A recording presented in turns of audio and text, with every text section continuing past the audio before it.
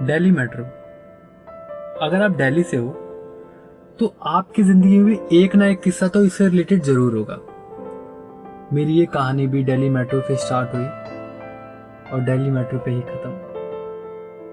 GTB नगर metro station मेरे college के सिर्फ 100 मीटर की दूरी पे था।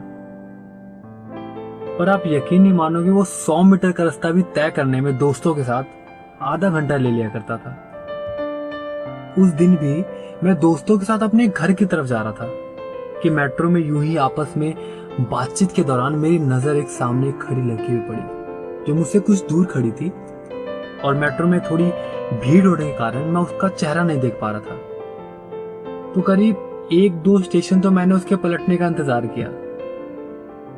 फिर मैंने सोचा कहीं अगर किसी स्टेशन पे वो उतर गई तो बेवजह एक और अधूरी ख्वाहिश रह जाएगी। पर वो मानो कानों में लीड लगाए अपनी ही दुनिया में कहीं खोई हुई थी। इस वक्त मेट्रो स्टेशन लगभग चांदनी चौक से चावड़ी बाजार के बीच का रास्ता तय कर रहा था और पूरा कोच मानो एक सन्नाटे के आगोश में कैद था। इसका फायदा उठाते हुए मैंने धीमे से खांसा और मानो मेरे खांसने की आवाज ने उसको डिस्टर्ब कर दिया हो। वो धीरे से पीछे की ओर पलटी और उसने मुझे देखा और मैं गलत था। और जी हाँ, मैं बिल्कुल गलत था, क्योंकि जितना मैंने सोचा था वो उससे कई ज्यादा खूबसूरत थी। उसको देखकर पहली बार ऐसा एहसास हुआ कि क्यों ना इससे बात की जाए। काफी देर खुद से सोचने के बाद मैं उसके पास गया और मैंने उसको बोला कि मैं एक्चुअली दिल्ली में न्यू हूँ और मुझे टैगोर गार्डन मेट्रो स्टेशन जाना है, और जैसे कि मैं न्यू हूँ तो मुझे यहाँ का थोड़ा रास्ता नहीं पता, अगर आप बता दे तो उसने बड़े ही प्यार से बोला कि एक्चुअली ये जो है वो येलो लाइन है और जो आप स्टेशन बोल रहे हो वो ब्लू लाइन पे पड़ती है, तो आगे आने वाले राजीव चौक पर आप उतर के ब्लू लाइन पकड़ लेना। उस वक्त मैंने खुद से एक फैसला किया कि अगर तो ये राजीव चौक उतरती है तो इससे बात की जाएगी, वरना इस खूबसूरत किस्से को यूं ही यादों में कैद कर लिया जाएगा। राजीव चौक आया और दरवाजे खुले, पर वो भीड़ में कुछ इस कदर घुल गई कि मैंने उसको ढूंढा तो बहुत, पर वो मेरी नजरों से ओझल हो गई। काफी देर उसको ढूंढने के बाद मैं घर की ओर निकल गया। सोचा हो सकता है ये कोई एक खूबसूरत सा इत्तेफाक, पर शायद किस्मत को ये मंजूर ना था। अगले दिन जब मैं फिर से कॉलेज से घर की ओर वापस आ रहा था और मेट्रो का इंतजार कर रहा था कि मेरी नजर सामने वाले प्लेटफॉर्म पे खड़ी एक लड़की पे पड़ी, और ये वही थी जिसको मैं कल ढूंढ रहा था। उसको देख के मैंने धीमे से मुस्कुराया और जवाब में उसने भी मुस्कुराया।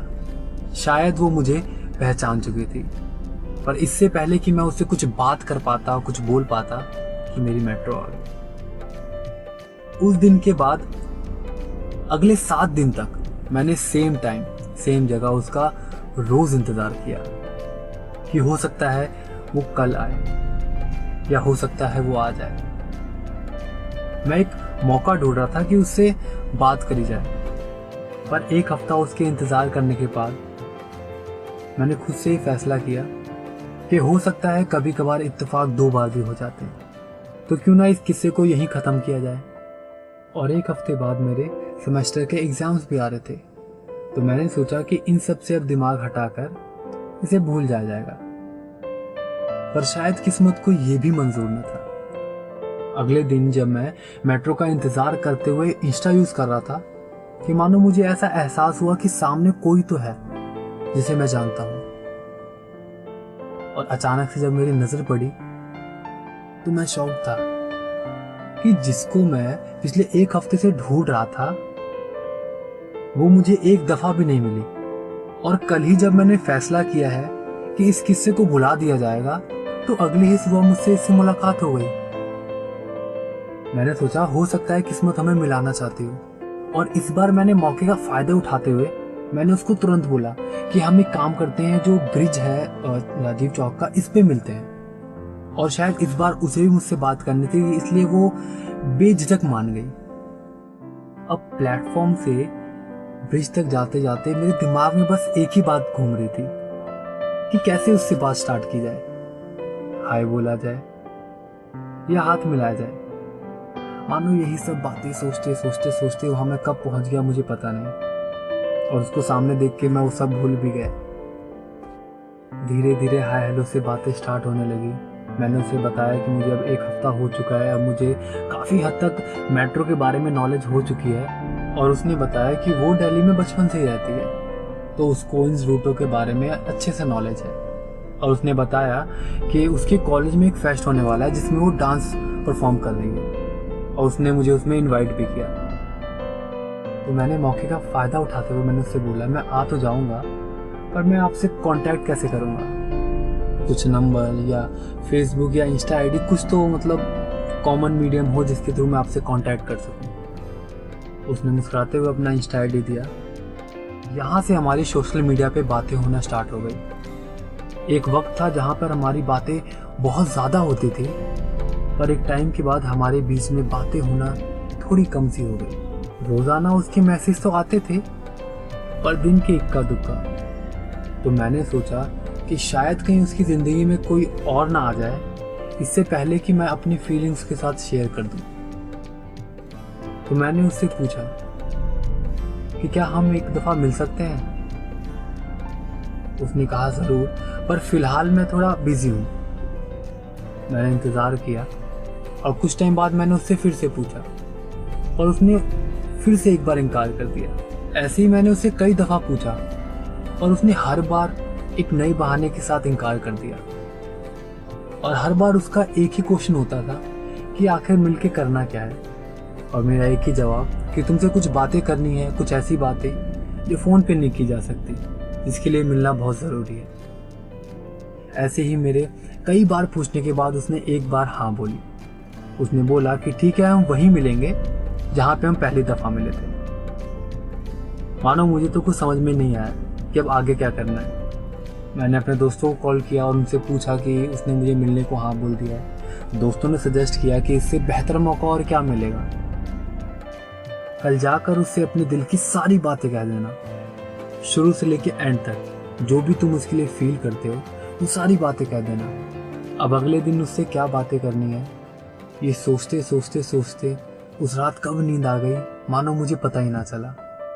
यूं तो मैं घर से प्रैक्टिस करके आया था कि क्या क्या बातें उससे बोलनी है, और उसको सामने देख के मैं फिर से वो सारी बातें भूल गया। फिर मैंने खुद को शांत किया और उसको बोला कि हम सीपी के बाहर चलते हैं, वहाँ पे काफ़ी सारे रेस्टोरेंट वगैरह हैं, वहाँ पे बैठ के आराम से बात करते हैं। हम सीपी के बाहर गए और वहाँ पे एक गुप्ता रेस्टोरेंट में हमने लंच भी किया और थोड़ी इधर उधर की बातें भी करी। और फिर एक वक्त आया जब उसने मुझसे कहा कि तुम वो बातें क्यों नहीं करते जो बात तुम करने यहाँ आए थे। मानो उस वक्त मेरी हार्ट बीट 2 गुना तेजी से चलने लगी थी। मैंने खुद को शांत किया और वो सारी बातें कह डाली जो मुझे उससे कहनी थी। मैंने उसको बताया कि कैसे उसको पहली बार में देखते ही मुझे उससे प्यार हो गया था, और मैंने कितनी कोशिश करी उससे बात करने के लिए, और मैंने उससे झूठ भी बोला था कि मैं दिल्ली में न्यू हूँ। मैंने उसे बताया कि कैसे उसका मैसेज आते ही मुझे एक अलग ही खुशी महसूस होती है। मैंने उसको बताया कि उसके साथ होते ही मुझे कितना अच्छा लगता है।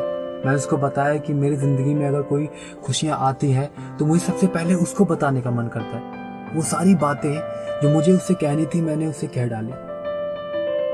मेरा इतना बोलने के बाद मानो माहौल थोड़ा शांत हो गया था। उसने मेरी तरफ देखा और उसने मुझसे कहा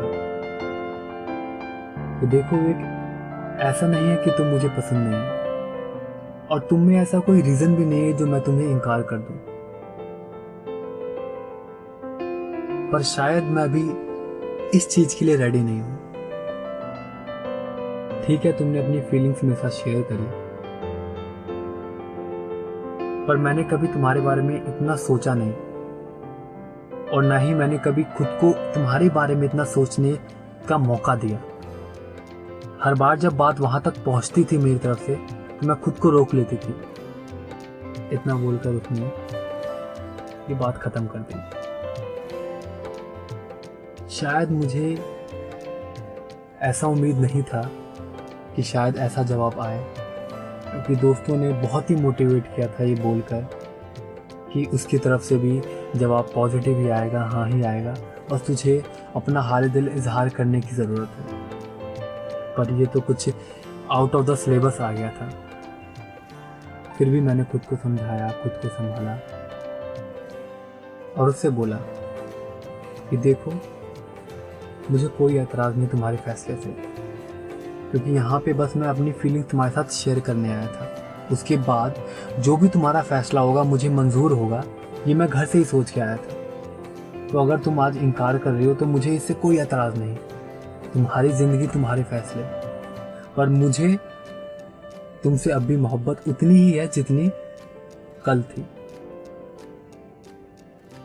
इसलिए शायद मुझे थोड़ा वक्त लगे तुम्हें भुलाने में। इतना कह के मैं वहाँ से जाने लगा, क्योंकि एक बात मैं बिल्कुल समझ चुका था कि वो भी मेरी तरह घर से क्या क्या बोलना है वो सोच के आई थी। क्योंकि इस झूठ में उसके ज़ुबान ने भले ही उसका साथ दे दिया हो, और उसकी आंखों के आंसू ने सब सच कह दिया था। कोई ना कोई तो ऐसी बात है जिसकी वजह से वो खुद को हर बार रोक लेती है मेरे करीब आने से। पर मैंने उससे वो बात पूछी नहीं, क्योंकि अगर उसे बताना होता तो उसी वक्त मुझसे कह देती। ये सोच के मैं वहां से चल दिया और मैंने दोबारा पीछे मुड़ के नहीं देखा, क्योंकि मुझ में हिम्मत नहीं थी कि मैं उससे पीछे मुड़कर दोबारा देख सकूं, और ना ही उसने मुझे वापस बुलाने की जरूरत की। ये कहानी किस्मत इतना ही छोड़ देगी या आगे जाके फिर से पूरी होगी, ये तो नहीं पता। हाँ, पर ये कहानी जितनी भी थी मेरी थी, खूबसूरत थी, खूबसूरत थी।